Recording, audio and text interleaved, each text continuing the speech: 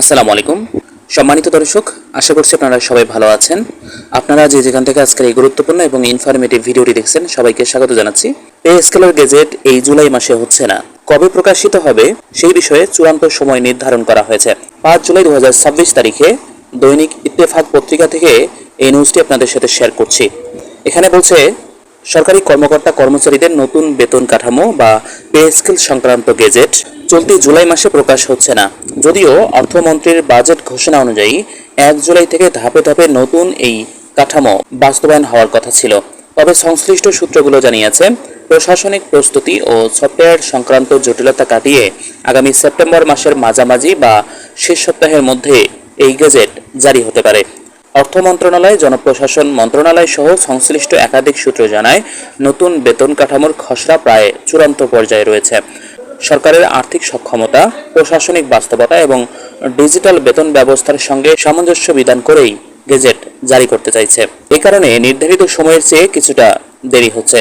তবে গেজেট প্রকাশ যখনই হোক না কেন, নতুন বেতন কাঠামোর কার্যকারিতা 1 জুলাই থেকে ধরা হতে পারে বলে জানা গেছে। ফলে চাকরিজীবীরা বকেয়া সহ বর্ধিত বেতনের সুবিধা পাবেন। গেজেট প্রকাশে দেরি হওয়ায় সরকারি চাকরিজীবী এবং অবসরপ্রাপ্তদের মধ্যে ব্যাপক অনিশ্চয়তা তৈরি হয়েছে।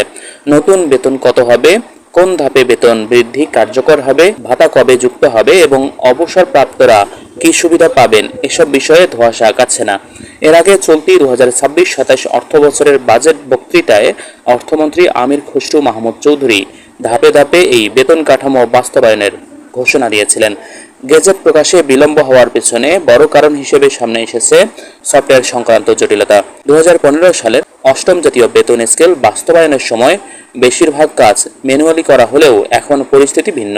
বর্তমানে চাকরিজীবীদের বেতন ভাতা, ইনক্রিমেন্ট, পেনশন, গ্র্যাচুইটি ও জিপিএফ সহ সব আর্থিক কার্যক্রম ইলেকট্রনিক ফান্ড ট্রান্সফার বা ইএফটি এবং আইবাস সফটওয়্যারের মাধ্যমে পরিচালিত হয়। ফলে ধাপে ধাপে মূল বেতন কার্যকর করতে গেলে সফটওয়্যারে বড় ধরনের পরিবর্তন আনার প্রয়োজন হবে।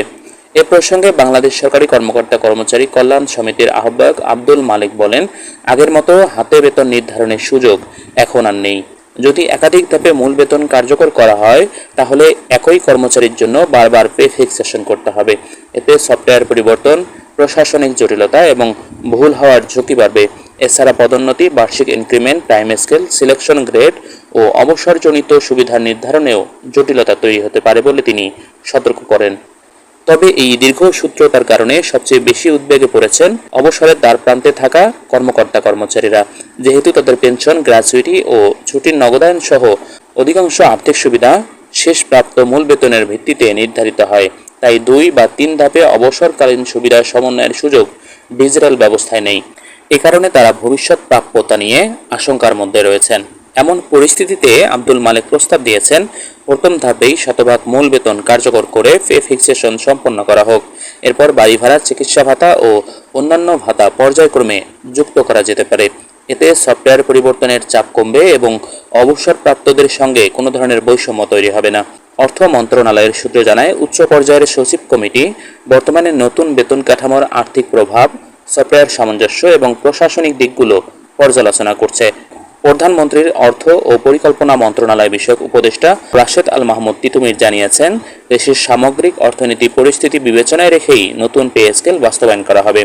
অর্থবিদরা মনে করছেন, দীর্ঘ 11 বছর পর সরকারি চাকরিজীবীদের বেতন বৃদ্ধির এই উদ্যোগ যথেষ্ট সময় উপযোগী।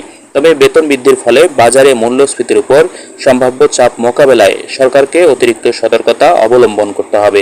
এজন্য বেতন বৃদ্ধির পাশাপাশি নিত্যপণ্যের মূল্য স্থিতিশীল রাখা এবং সামষ্টিক অর্থনৈতিক ভারসাম্য বজায় রাখার উপর গুরুত্ব দিয়েছেন তারা। সম্মানিত দর্শক, আজকের এই গুরুত্বপূর্ণ এবং ইনফরমেটিভ ভিডিওটি পর্যন্তই। এই ধরনের তথ্যবহুল ভিডিওগুলো সবার আগে আমাদের এই চ্যানেলে পেতে এখনই চ্যানেলটি সাবস্ক্রাইব করুন এবং পাশে থাকা বেল আইকনটিকে অন করে দিন। আপনারা সবাই ভালো থাকবেন, সুস্থ থাকবেন। দেখা হবে পরবর্তী ভিডিওতে। আল্লাহ হাফেজ।